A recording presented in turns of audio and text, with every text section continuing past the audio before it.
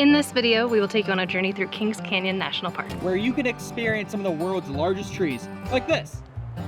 And this one. And this one. And these. And this one. And this one.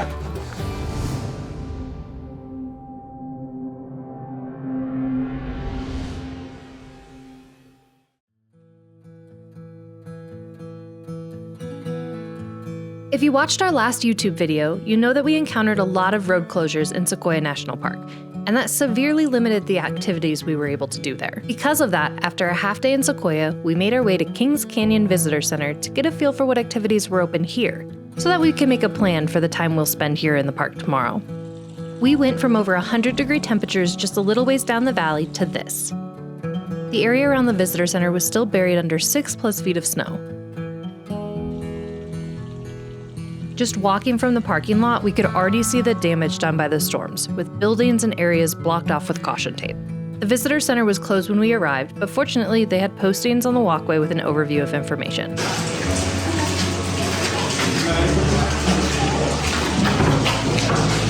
That's all that's open. Kings Canyon National Park protects over 722 square miles of land. But with the road damage and subsequent road closures, we only have access to a small little chunk in the southwest section of the park. After seeing the ranger recommendations and getting a visual of what roads were open, we wandered the little village before leaving the park and making our way to our camp spot for the night.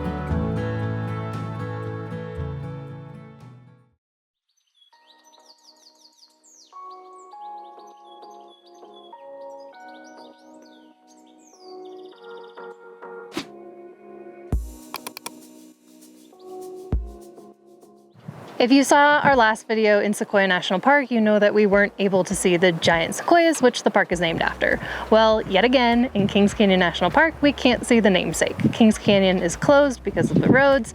And it's just a really big bummer that 2 parks in a row we're not able to see what the park is known for. While we can't drive into the Kings Canyon on this visit, there is still a ton to see in this park, including some giant sequoias. And we're gonna kick off the morning exploring just that. We are in Grant Grove, going for a nice little hike to go see some of the bigger sequoias here. The path is paved and about a half mile around from the parking lot.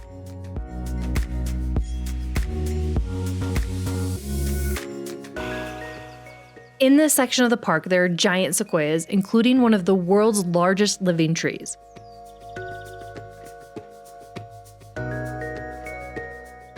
I get to walk into the tree. I'm not allowed to climb in it, but I'm gonna go in it. It's so big. Ooh, that was a big step. Ugh. I would Airbnb this for sure. Would you not? Look how lovely this is. I feel like Shrek. I look like Shrek. What are you doing in my swamp? This is your sitting area, your outside seating. Kitchen, dining. This is so big. I'm not a large man, but I'm like 5'10". That's what? At least 14 feet? And that's only half of it. Right, like half of this has been decomposed. This is a big tree. Big tree. Oh, big tree. While we were jokingly giving an MTV Cribs tour inside the fallen tree, we weren't far off from some of the uses it had throughout history. This tree is called the Fallen Monarch, and it did in fact provide shelter to early visitors. Construction crews set up beds inside the hollow log, and cavalrymen even kept their horses inside.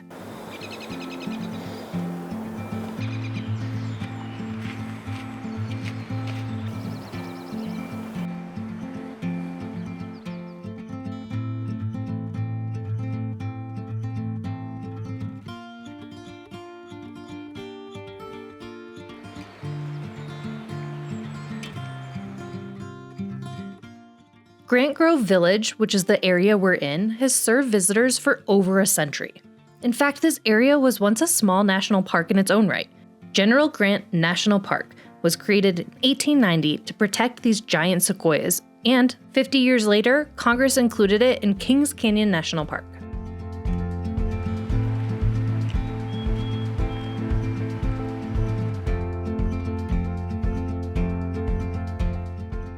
We are now 12 national parks into our national park road trip. And something that we've learned at a handful of these parks is that back in the day, in the name of conservation, education, or entertainment, people did some wild stuff. Here, they cut down a giant sequoia and shipped its outer shell to the East Coast to prove that trees this large existed. And the people there still thought it was a hoax. Thankfully, they don't do that anymore, and we can all agree that these trees are real.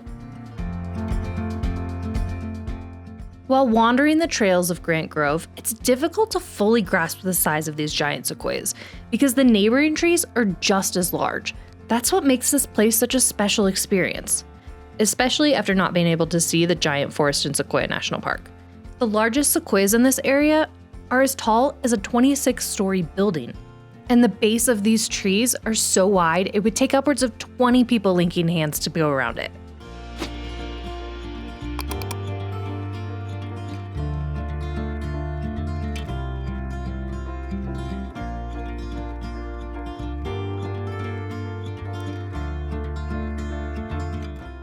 So we haven't really been given a glimpse into sort of the destruction firsthand that's happened in both this park and Sequoia National Park, but along this path you start to see some of the runoff and the water flow and how it's eating away at the paths, and trees have fallen, branches have fallen, and there's still a lot of snow, so a lot of runoff in the future.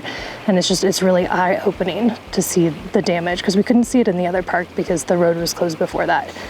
The National Park Service has done a lot to try to reopen things, and it's just an impressive feat.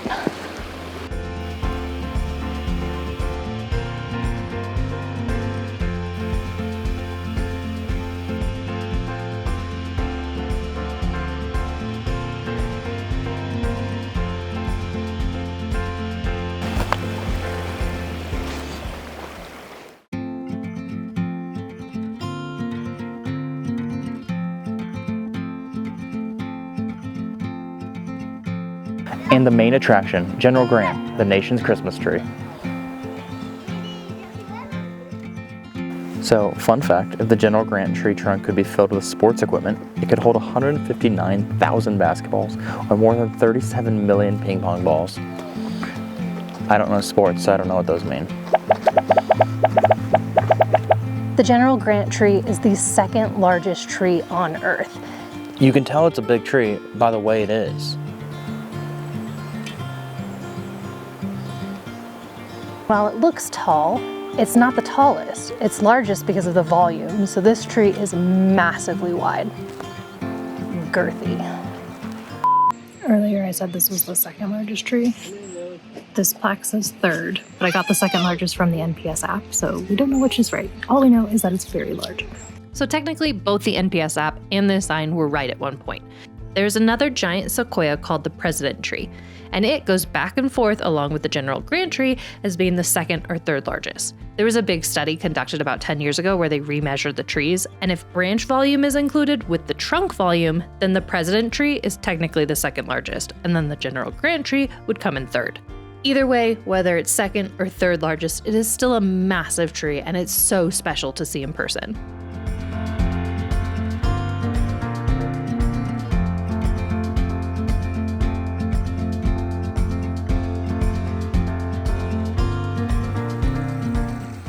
We could have spent the entire day roaming these short trails, but we had to move on. So we hopped back in the car and made our way to our next destination. We're heading north to Hume Lake because we heard on this drive there's a pull-off where you can see down into Kings Canyon.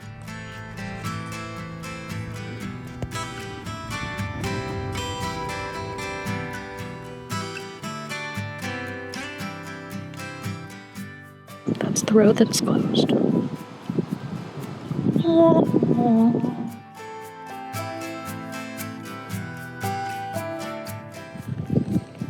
Kings Canyon. It's like a normal canyon, but for kings.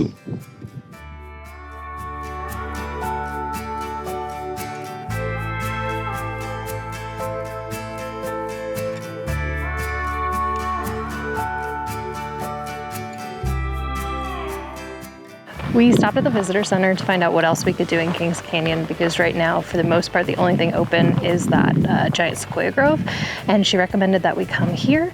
And while this isn't technically in Kings Canyon National Park, it is in one of the national forests that the NPS still services, so we're gonna say it counts for this.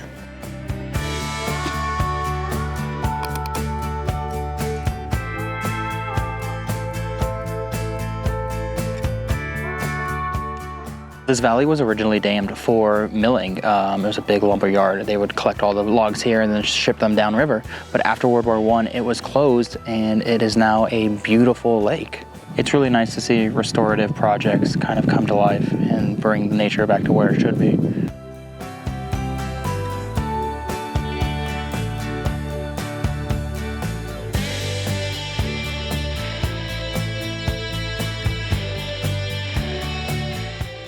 So there's a path that goes all along the lake, and you could walk it if you wanted to. It doesn't seem to be terribly challenging, and it would have great views, but we're gonna call it a day here and work our way back towards the visitor center. We drove back to the visitor center to take care of business, which is stamp our passport books and get our postcards. We've had a really good day in Kings Canyon National Park, and we thought before we leave, we would do one more walk through the forest. So we're on the North Grove Trail, just past where you would see General Grant Tree. And it's a little rugged. There are trees on the path. There's still snow, but it's a nice little way to end the trip.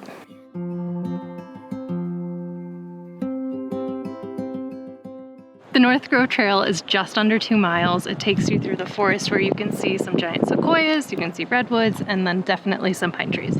It's also really shady, which is nice on a hot day like today. We spoke to the ranger before doing this hike, and they did warn us that there would be some trees and destruction on the trail, just like most of the other park has been damaged by the weather systems that moved in through the winter. And so they said you can still do it, it's not a problem, just avoid the debris like this tree. One thing that you guys need to think about when you're planning your trip to Kings Canyon is the weather is drastically different, even the morning to the afternoon. Yesterday it was a high of like 60 degrees and pretty cold, dark clouds, all that. Today it's 80 degrees and sunny, so make sure you have a sweater, make sure you have shorts. Anything to add? Just come prepared. Come prepared, which you should come to all national parks prepared, because you never know what you're to expect. Like the bear that's in front of us. No, that's mean.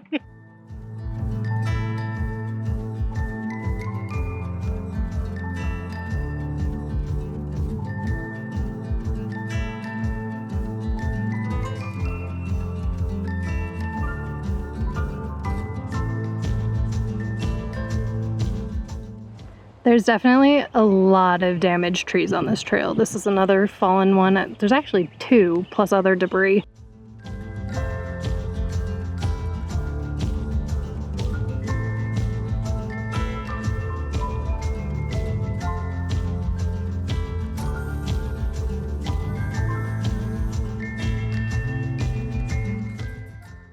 We gave up on the trail, too many tree crossings. So we're heading back to the van to head to our next national park. But before we do, we wanted to give some final thoughts on our time here at Kings Canyon. I think this park is spectacular. The giant sequoias are amazing. Anytime you can see something that is just otherworldly is always worth the trip. It's just really disappointing how much is closed. And that's not a fault of the National Park Service. Right. It's the weather, the climate change, like so much destruction, and that's why they're trying to protect it. It's just really sad that we didn't get to see very much of the park.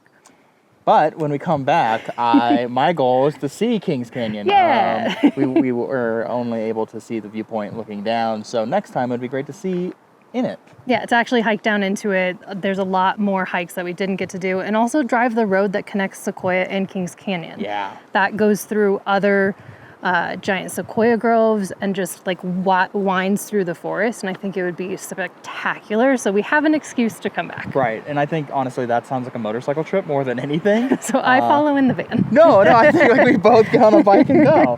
I don't know. But yeah, thank you guys for watching today's video. If you like this, hit that like button, hit that subscribe button, share with your friends. As you know, Katie and I have a lot more national parks to go, so Come along for the journey. along. And if you've been to Kings Canyon and have actually been into the canyon, I would love to hear some recommendations because we definitely want to come back. All right, y'all. Bye. Bye. What do trees and dogs have in common? I don't know what. They both got bark. You just think of that on your own? It's good. Get it? Bark. But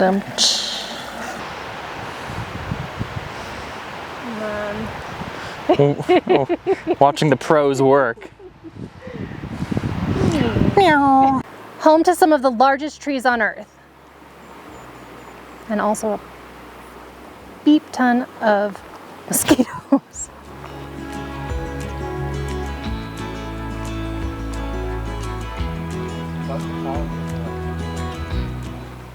I can see it chasing you. I can see it. It's right on your butt.